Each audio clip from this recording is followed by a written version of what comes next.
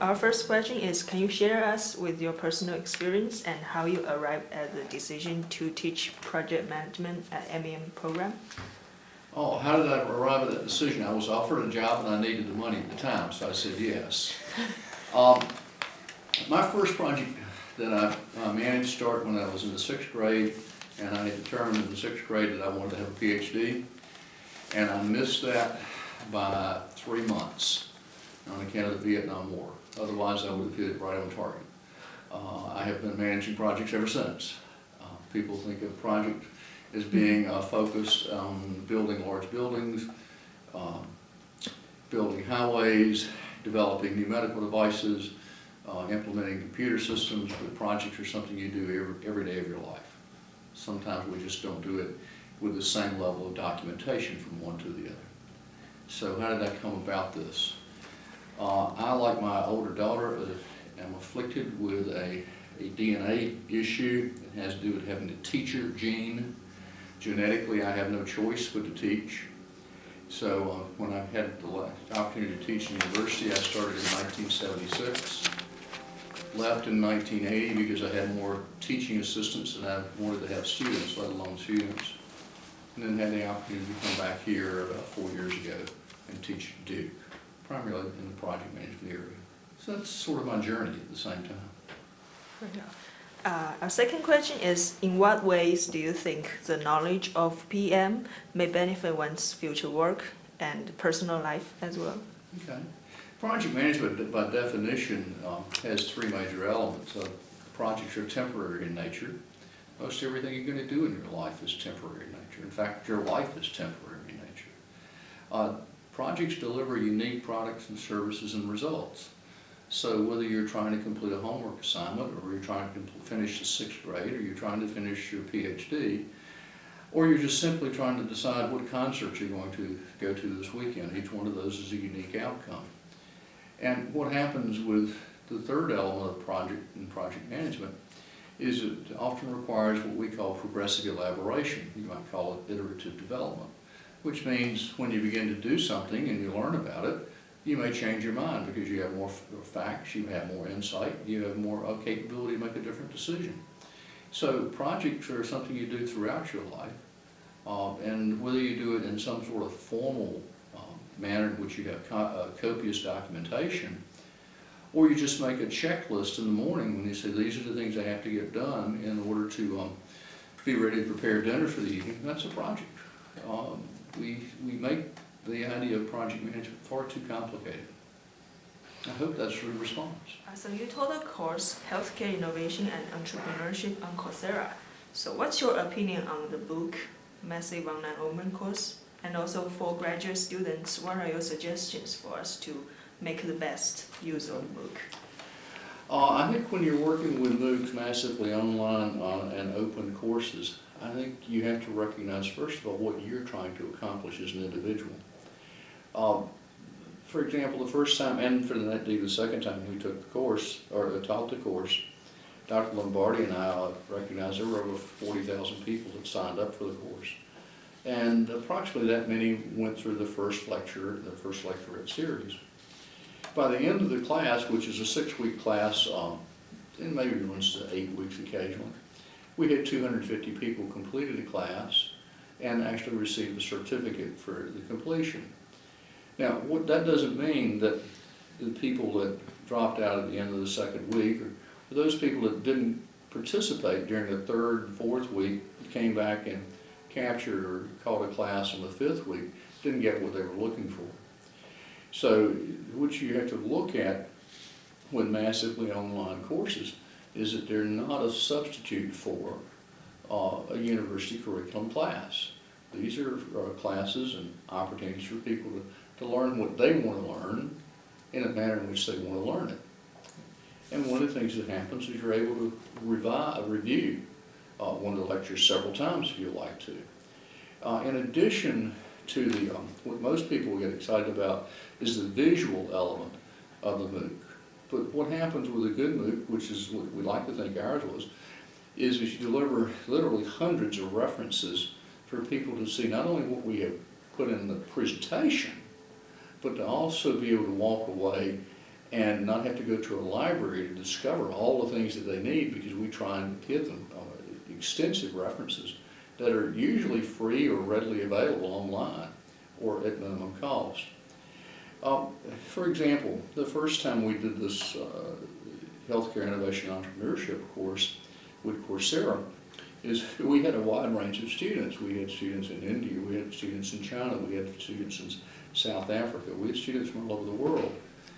We had, and in some of the discussion groups, you'd be really interested that some of the discussion groups were as small as 5 people, and some were as many as 100 people.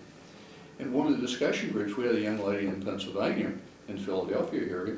She was 14 years old. And she was in a discussion group with an MD, PhD surgeon teaching at a university in Brazil.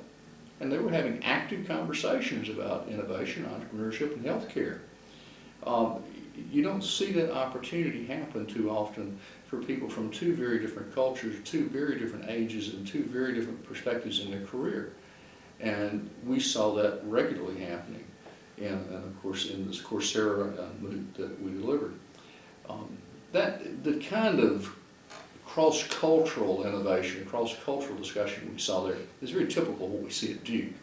But to be able to see it worldwide in real time with large groups of people was a surprise, and was very rewarding, because one of the things that happens, not only do the students learn, but we as instructors, by following the discussion groups, learn what is important, what is on the tip of people's mind, what's going on within their culture in real time, as opposed to having to read a paper about it, which is typically anywhere from 2 to 3 years later than when the activity really occurred. So that was very enthralling, to be able to talk to people and to listen and to read about what people were doing in real time related to innovation in healthcare.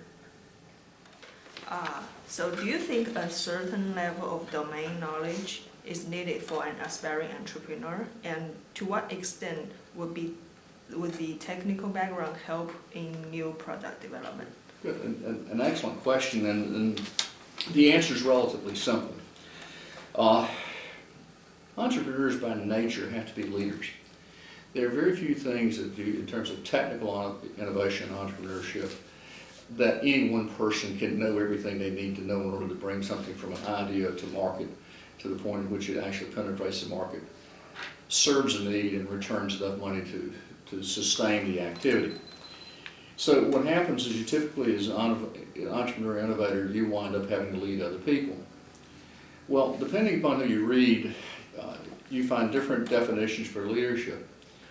I happen to be a fan of some people that wrote a book called The Leadership Challenge, and it identifies 16 attributes of a good leader. It turns out only 4 of them are really definitely important. And these 4 are always in the top 4, no matter what culture, no matter what age group, no matter what domain that you're working in. It's the same 4 attributes over and over and over again. They will change which one is number 1 or number 2 or number 3 or number 4, but they're always in the top 4.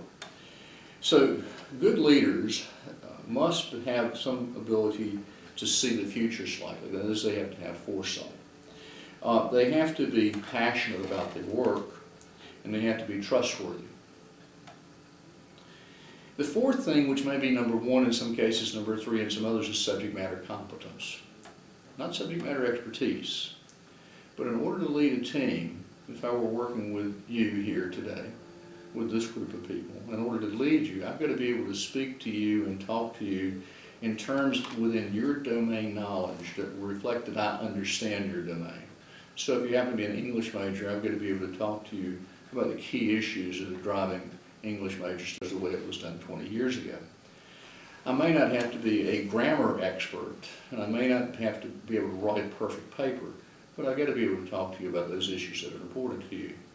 While at the same time, I'm sitting in a room with somebody that's on this team that has an MBA in finance. I've got to be able to address issues that are essential to finance. I have to be able to talk about accounting in a meaningful, honest, and understanding way. And at the same time that I'm talking to a chemical engineer, I don't have to be a chemical engineer, but I have to know something about hydrothermodynamics in order to be able to talk to them about that. I have to know the difference between entropy and enthalpy. I have to know the difference what the units might be between this.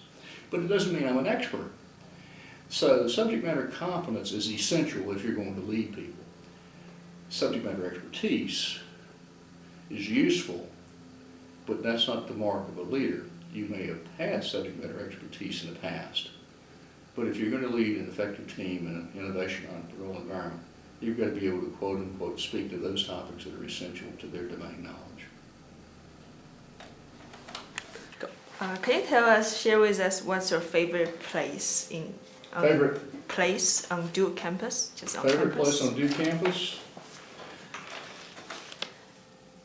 is really Bryan parking deck, because that usually means I'm going home. And and you shouldn't treat that as anything negative. I've spent the bulk of my life traveling. Most of my life I've started traveling on a Sunday evening and would return home on a Friday evening.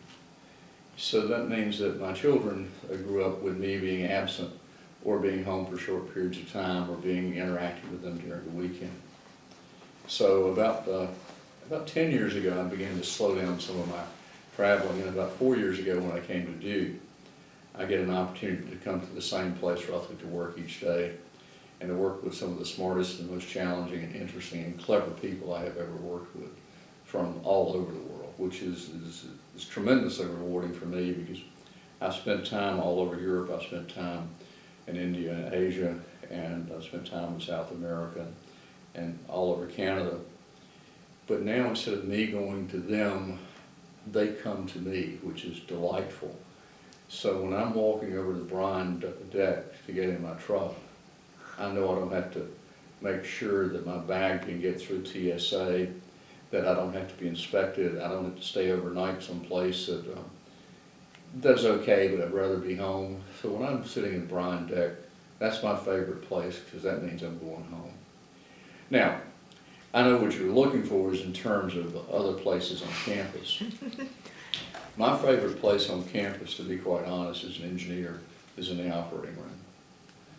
Because I get an opportunity to see some of the most brilliant surgeons in the world operating and bringing relief to people that could not get it anyplace else in the world, and that's an interesting part of it. But the part that really excites me is to be able to see my students having the opportunity to see some of the most brilliant surgeons in the world and the best physicians in the world, see what they do and begin to learn how they can assist them. They can help them in the future with new devices, new procedures, new innovative ways of doing their work. Then when I walk out, I get the chance to see one of the most modern hospitals in the world, which means the civil engineers and mechanical engineers that work here or that study here have an opportunity to see one of the leading edge hospitals in the world. And then if I have an opportunity to travel around Duke a little bit more, I get an opportunity to visit some of the clinics that are remote from the hospital, and I see some of the most dedicated internists and primary care physicians. And what I get a chance to do is to get my students to have them the opportunity to work with these people in their environment so we can begin to understand the subject matter and become confident in what they do so that we can truly help them long term. So to me, the most exciting part of my job and the most exciting place to be is with my students in an environment in which they're going to learn about how to do their job better and to work with people that deliver health care and at the same time recognize what a difference their work can be, both to the physicians that will use their tools and to the patients that will benefit from them.